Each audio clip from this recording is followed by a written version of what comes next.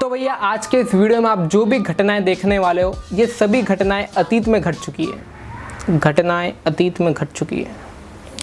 और भाई मैं मानता हूँ कि वीडियो थोड़ी लंबी होगी क्योंकि भाई इसमें मेरे पूरे 2 दिन की स्ट्रगल है, लेकिन भाई मज़ा बढ़ाएगा यार। So alright guys, this is my story of how I manage to travel from Uttar Pradesh to Mumbai during lockdown.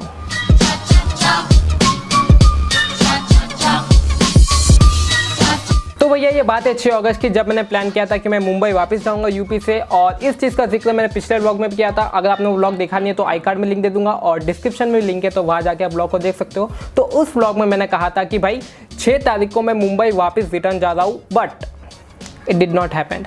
हम लोग ने हर तरीका आजमा लिया, लेकिन भाई कोई भी तरीका नहीं था लॉकडाउन में वापस रिटर्न मुंबई जाने का। और फिर ये सिलसिला 15 अगस्त, 17 अगस्त, 18 अगस्त तक यही सिलसिला जारी रहा, लेकिन भाई हमें कोई भी तरीका नहीं मिला वापस मुंबई रिटर्न जाने का।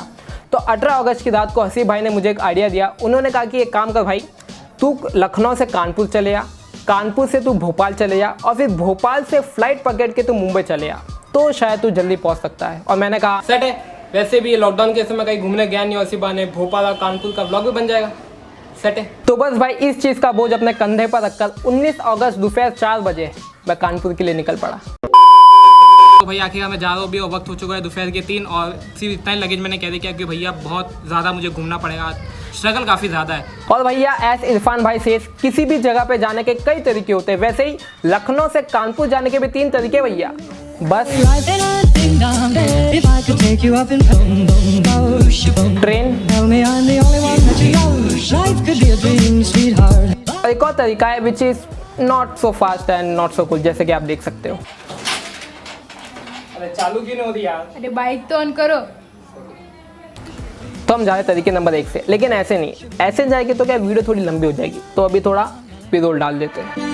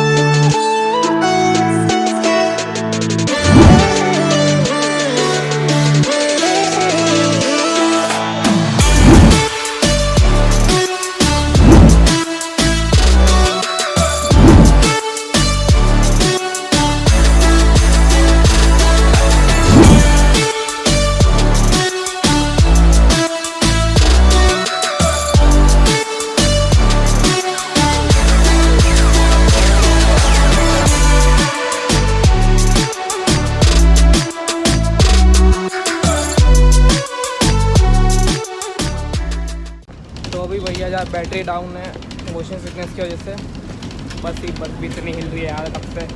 तो अभी डायरेक्ट आपको कानपुर का व्यू दिखाता हूँ मैं, तो कानपुर में मिलते हैं। और फिर भैया पूरे दिन की भारी ट्रैवलिंग करने के बाद रात को 11 बजे मैं आखिरकार कानपुर पहुँच गया। लेकिन आपका नवाब ट्रैवलिंग कर रहा है भाई, ऐसे कैसे हो सकता है हर चीज़ प्लान के मुताबिक जाए। तो भाई अभी जस्ट पहुँचा हूँ मैं कानपुर, और वक्त हो गया अभी रात के तकरीबन 11 बज गए अभी।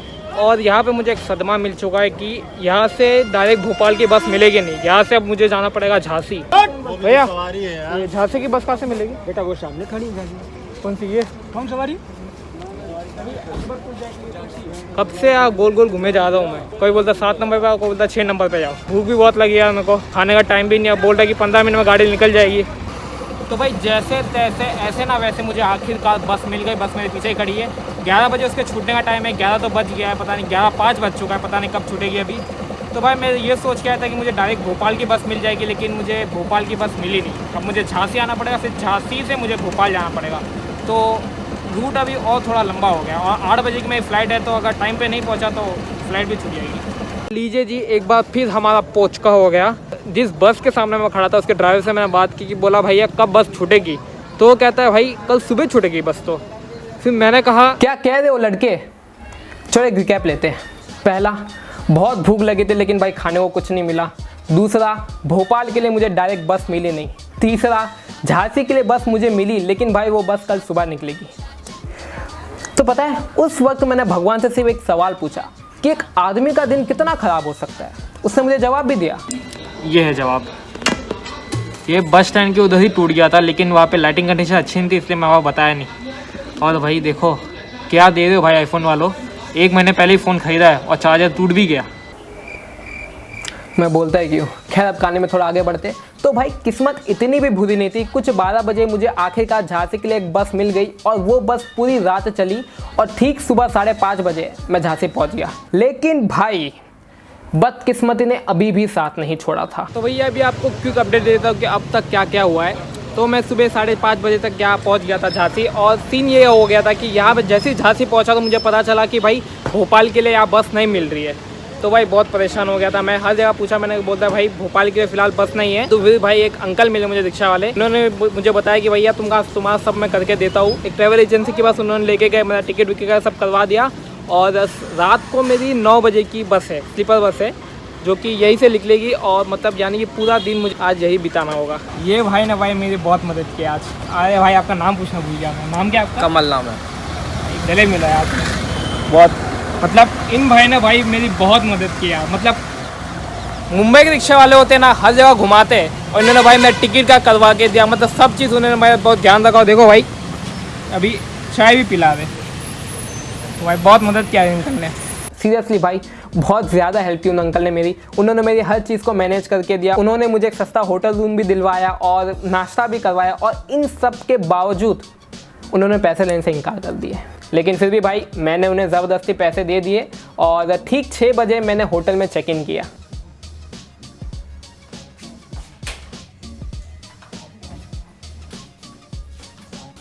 हाँ, तो भैया आ गए होटल पे। सिटी पैलेस नाम का ये होटल है। मतलब वो अंकल ने मुझे यहाँ छोड़ा है कि बोला कि भैया मतलब वो महंगे होटलों में मत जाओ, वैसे भी तुमको तकरीबन सिर्फ 2-3 घंटा सोना ही है आखिर, तो मतलब महंगे होटल में पैसे देने का कोई मतलब नहीं है। तो ये होटल मुझे 500 में मिल गया। मतलब होटल अच्छा तो नहीं है, लेकिन बस मतलब चैन की नींद सो जाऊंगा ऐसा तो है, क्योंकि कल रात को भी मैं चैन की नींद सो नहीं पाया, क्योंकि भाई इसमें लैपटॉप था और भी मतलब महंगा सामान था, तो भाई मेरे को नींद ही नहीं आई। तो फिलहाल अभी सुबह के 6 बज चुके और आगे का प्लान ऐसा है कि अभी 3-4 घंटा में सो जाऊंगा, और बस मेरी 9 बजे की है। तो मैं सोचा कि बाकी टाइम में जाके थोड़ा एक्सप्लोर करूँ बाहर जाके, क्योंकि मध्य प्रदेश आया भाई, थोड़ा घूमेंगे तो सही, और भूख भी लगी है तो बाद में आके मैं ब्रेकफास्ट भी करूँगा।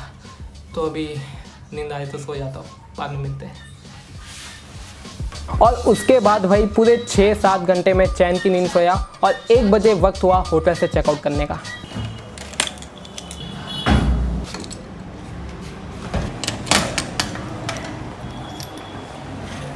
पहली बार ऐसा कोई ताला देखा मैंने भाई, इसकी ऐसी चाबी हो, ऐसे ताले वाले कोई होटल मैंने पहली बार देखा है।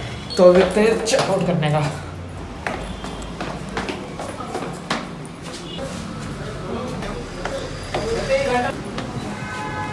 जी चेकआउट करना।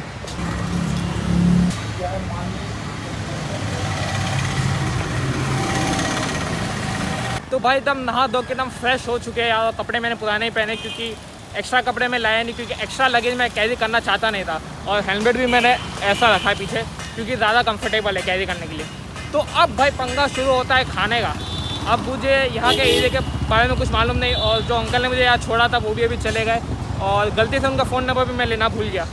तो अभी मुझे खुद यहाँ एक्सप्लोर करके ढूंढना पड़ेगा कि भाई खाने में यहाँ मिलता क्या है।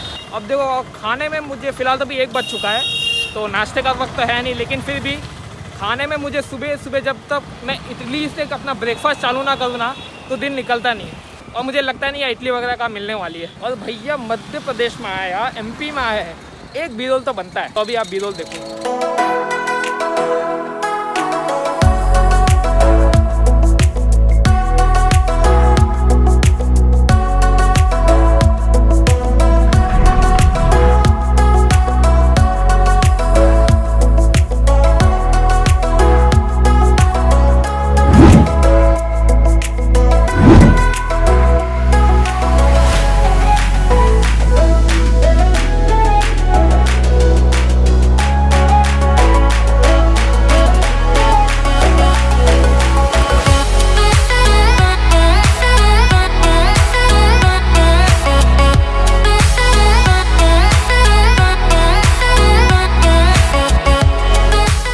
पे मेरी हालत देख के आप समझ सकते हो कि कितनी गर्मी है यहाँ पे। दिन में यार मतलब सुबह जब मैं इधर आया था उतनी गर्मी नहीं थी यार, जब से लेकिन मैंने होटल से चेकआउट मारा ना उसके बाद तो भाई साहब तो एकदम कातिलाना गर्मी हो गई है 1 बजे के बाद से। तो अभी सीन कुछ ऐसा है, मैं विजुअल वगैरह सब शूट हो गया और मैं थोड़ा घूम फिर लिया। अब मैं जा रहा हूँ वापस बस स्टैंड। अब सीन ऐसा है कि अभी भी मेरे पास पूरे 4 घंटे बचे हुए हैं। अब रिक्शे में जाऊँगा तो तकरीबन मैं 10 मिनट में पहुँच जाऊँगा, 10 या फिर 15 मिनट में पहुँच जाऊँगा और उतनी देर फिर वहाँ बैठ के करूँगा क्या। तो इसीलिए इस बोझ को अपने कंधे पर रख के, सही में इस बोझ को अपने कंधे पर रख के, इतना भारी वजन है ये। पहले सोचा था कि मैंने ये जो लगेज है सिर्फ एक लैपटॉप में कैरी करूँगा, बाकी सब मैं सोचा था कि होटल में रख दूँगा। लेकिन भाई फिर मैंने आपको होटल दिखाया, भाई कैसा होटल था वो, इतना शक हो रहा था मुझे इस होटल पे। ऊपर से वो जो थाला था उसको देख के मुझे और शक हुआ। तो मैंने सोचा उठाओ भाई, तो थोड़ा सह लेके बहुत सामान लेके चलो भाई, बहुत महंगा सामान है अपना। तो बस यही सीन है अभी का। थक खा के चकनाचूर हो चुके हैं और पसीने से लथपथ हो चुके हैं। और फिर भाई उसके बाद मैंने आखिरकार रिक्शा पकड़ ही लिया और ठीक 6 बजे मैं पहुंच गया बस स्टैंड पे। और फिर वहाँ मैंने 5-6 घंटा टाइम पास किया। अब मैं जानता हूँ कुछ लोग यहाँ सोच रहे होंगे कि भाई बस स्टैंड तू पहुँच गया था 6 बजे, बस थी तेरी 9 बजे की, तो भाई फिर तूने 5-6 घंटे कैसे टाइम पास किया। बताता हूँ भाई, सिंह बताता हूँ क्या हुआ है। तो भाई जैसे ही मैं 6 बजे बस स्टैंड पर पहुंचा तो मुझे ये बोला गया कि भाई बस थोड़ी लेट है, लेकिन आप ये ऑफिस में बैठो और जैसे ही बस आएगी तो हम आपको इन्फॉर्म कर देंगे। तो फिर भाई देखते ही देखते 9 बज गए, 10 बज गए, 11 बज गए। तो फिर भाई मैंने उस टूर एंड ट्रैवलर वाले से बात की और मैंने उसे पूछा कि भाई बस कितनी देर में आएगी। तो उसने मुझे कहा कि भाई बस तो निकल गई। मैंने कहा तू तो कमाल कर रहा है भाई, जब तूने बोला था कि बस आएगी तो मैं तुझे इन्फॉर्म करूँगा, मैं तेरे आंखों के सामने बैठा था और बस मेरे एकदम सामने से निकली, तो भाई तूने मुझे इन्फॉर्म क्यों नहीं किया। और भाई इतने टेंशन में था ना, मेरा दिमाग ख़राब हो गया। मैं बोला भाई कहाँ फंस गए यार। और फिर भाई लकीली कमल भाई वहाँ पहुँच गए। कमल भाई यानी कि वो रिक्शे वाले अंकल। तो फिर मैंने उन्हें अपना पूरा ये सीन समझाया कि भाई देखो ये तो बोल रहे बस छूट गई। तो फिर उन्होंने उस टूर्स एंड ट्रैवल वाले से बात की। तो मतलब एकदम टेंशन का माहौल हो गया था उधर। और फिर भाई आखिरकार मेरी जान में जान आई।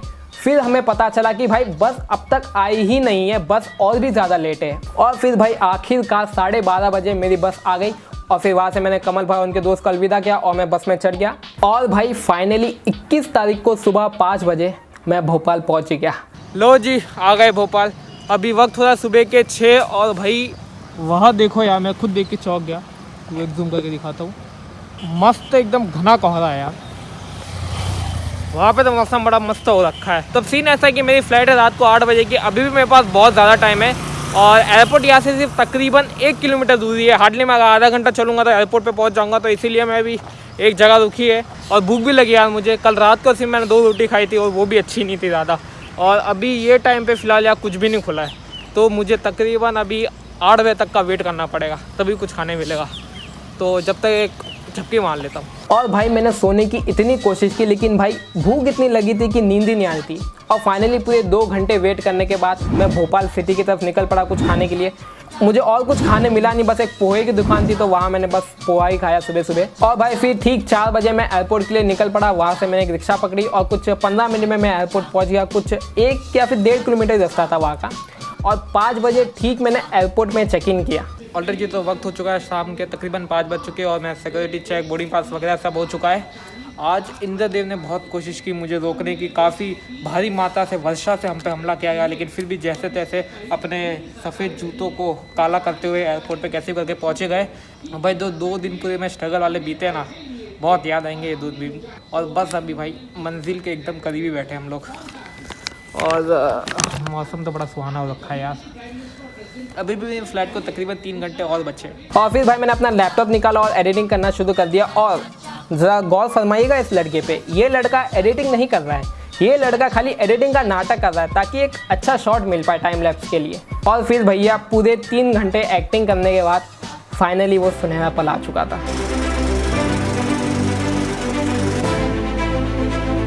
मैं अपनी मंजिल के और भी करीब पहुंच रहा था। और भाई मैं जैसे ही फ्लाइट में बैठा ना, मतलब इन 2 दिनों में जो कुछ भी हुआ था वो सब मेरे दिमाग में एकदम फ्लैशबैक की तरह चलने लगे कि कितनी बार मैं प्लान फेल हुए, मैं कमल भाई से मिला, कितनी जगहों पे मैं फंस गया। लेकिन भाई एक तरीके से दुख भी हो रहा था यार। मतलब इन 2 दिनों में मैंने जो एक्सपीरियंस किया है ना, वो मैंने अब तक की अपनी पूरी लाइफ में एक्सपीरियंस नहीं किया जो मैंने इन 2 दिनों में किया था। तो एक तरीके से दुख भी हो रहा था यार। और भाई यही चीज़ सोचते सोचते मैं मुंबई पहुंच गया। और भाई फाइनली पहुंच गया आज घर। पूरे 15 दिनों बाद घर आया, एकदम अच्छा लग रहा है मुझे। थक गया हूँ मैं, व्लॉग करने का मन नहीं कर रहा, तो यहाँ पे मैं सब बंद कर दूंगा। अरे तो भाई हम क्यों बैठे इधर, इतनी देर से स्टोरी को नरेट किए तो कुछ देर और कर लेंगे। तो भाई 21 तारीख को रात 10:30 बजे मैं एयरपोर्ट से बाहर निकला, और भाई मैं जैसे ही एयरपोर्ट से बाहर निकला और मैंने रिक्शा पकड़ा, मुझे साक्षात मुंबई के ट्रैफिक के दर्शन हो गए। और भाई ये रिक्शे वाले भाई, इन्हें भी मैंने बहुत याद किया, बहुत तेज चलाते हो सालों। और बस भाई रात को 11 बजे मैं घर पे पहुंच गया, और आज 30 अक्टूबर को मैं ये जो नरेशन वाला वीडियो है वो रिकॉर्ड कर रहा हूँ। और भाई आप में से कुछ स्मार्ट लोग ये सोच रहे होंगे कि भाई तूने इतनी तकलीफ क्यों की, जबकि तू डायरेक्ट लखनऊ से मुंबई की फ्लाइट पकड़ सकता था। हाँ भाई बात सही है, मैं पकड़ सकता था फ्लाइट, लेकिन अजी उसमें कंटेंट नहीं है ना। और बस भाई ये था आज का वीडियो। अगर वीडियो अच्छी लगी तो लाइक कर देना, और अच्छी लगे तो सब्सक्राइब कर देना, और कुछ ज़्यादा ही अच्छी लगे तो कमेंट भी कर सकते हो। शेयर नहीं करोगे तो भी चलेगा, मतलब ऐसा कोई चिंता का विषय नहीं है। और बस मिलता आपसे अगली वीडियो में, बाय, पीस आउट।